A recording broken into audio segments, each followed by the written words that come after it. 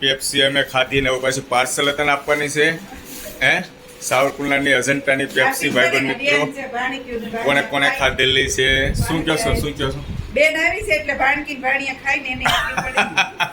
કુમારને પૂછ્યું કે કઈ પૂછવાની જરૂર નથી ના ના ઈ તો ના જ નો પાડે. ના ન પડે તો કોઈ વાંધો દિવસ ના નહીં ન પડે. ઓકે થેન્ક યુ મજાક કરું છું થેન્ક યુ અરે પણ મને બાળપણ યાદ આવી ગયું હાથમાં શું છે માસ્તરાણી પેપ્સી, પેપ્સી કઈ પેપ્સી છે અજંટાની.